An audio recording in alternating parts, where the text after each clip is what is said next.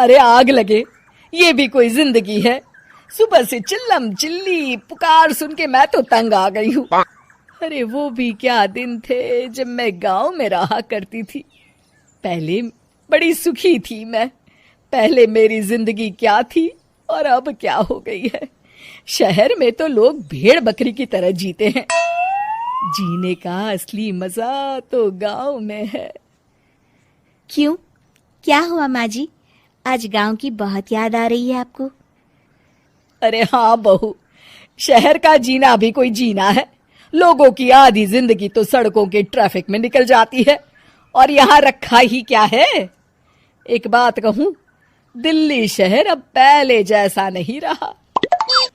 क्या माँ, जब देखो गांव के गुणगान गाती रहती हो। ठीक है, इस बार ना बच्चों के कॉलेज की छुट्टियों में हम सब गांव चलेंगे, ठीक है? हाँ, ये ठीक है। फिर कुछ दिनों के बाद सारा परिवार अपने गांव चला जाता है।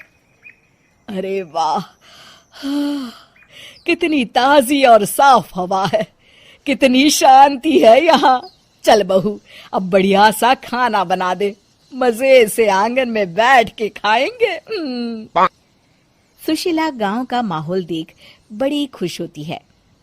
2 दिन के बाद गांव की कुछ औरतें सुशीला के घर आती हैं। बड़े दिनों के बाद गांव आई है सुशीला।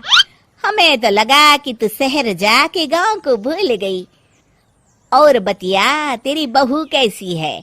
जरा मिलवा तो उससे। अरे मेरी बहू तो लाखों में एक है। बड़ी किस्मत वाली हूँ मैं जो मुझे जानकी जैसी बहू मिली है। हमेशा मेरी सेवा में लगी रहती है और आज तक कभी पलटकर जवाब नहीं दिया उसने। सुशीला की बातें सुनकर सभी औरतें हंसने लगती है।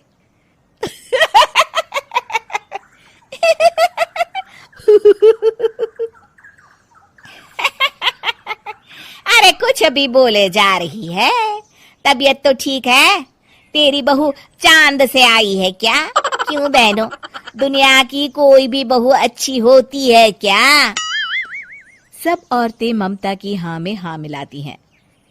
अरे मैं तो कहती हूँ दुनिया की हर बहू सास का खून चूसने वाली डायन होती है, डायन। मैं तो एक बिल में 1000 सांप के साथ रह सकती हूँ, लेकिन अपनी बहू के साथ नहीं रह सकती। हाँ, तूने सही कहा। मेरी बहू तो तेरी बहू से भी 2 कदम आगे है। सब औरतों की बातें सुनकर ममता मन ही मन बड़बड़ाती है। अरे ये गांव सुधर गया, लेकिन औरतें नहीं सुधरी। अगर थोड़ी देर और इनकी बेवकूफी भरी बातें सुनूंगी तो मैं सच में पागल हो जाऊंगी। फिर सुशीला उन औरतों को घर से दफा कर देती है और राहत की सांस लेती है। अरे बहू, जरा बाम लाके मेरे सर पर तो लगा दे। उन औरतों की फालतू बातें सुनकर मेरा सर चकरा गया है। इस गांव की औरतों का तो भगवान ही मालिक है। फिर अगले दिन सुशीला की सास उससे कहती है, अरे बहू, तू यहाँ क्या आराम फरमाने आई है? आखिर ये तेरा ससुराल है। चल चल, घर के कामों में हाथ बटा। शहर में कुछ काम धाम तो करती नहीं है। जरा अपने आप को तो देख, कितनी मोटी हो गई है। सारा दिन घर का काम करने के बाद शाम को सुशीला, हाय मेरी कमर, हाय मेरे पैरों ने तो जवाब दे दिया। आज तो मुझसे मक्खी भी न मारी जाएगी। अरे बहू, जरा आकर मेरे हाथ पैर तो दबा दे। जी माँ जी, अभी आती हूँ। तभी सुशीला की सास जानकी को रोकते हुए कहती है, अरे रुक जा बहू, एक दिन काम करके इसको इसकी नानी याद आ गई। हम लोग तो रोज इतना काम करते हैं, कोई जरूरत नहीं इसके हाथ पैर दबाने की। सुबह तक सब ठीक हो जाएगा। सुशीला अपनी सास की बातें सुनकर हैरान रह जाती है। इस तरह धीरे धीरे गांव आने के बाद सुशीला की परेशानी शुरू हो जाती है। फिर एक दिन अरे आज तो मैं कपिल शर्मा देखूंगी क्योंकि आज संडे है। सुशीला जैसे ही टीवी ऑन करती है तभी बिजली कट जाती है। अरे सत्यानाश, इस बिजली को भी अभी जाना था। इतने दिनों से मैं टीवी सीरियल देख नहीं पाई। हमारा देश इतनी तरक्की कर रहा है, अरे पता नहीं ये गांव कब सुधरेगा। अरे अब तो 2 दिनों के लिए बिजली को भूल जा, ये तो यहाँ रोज की बात है।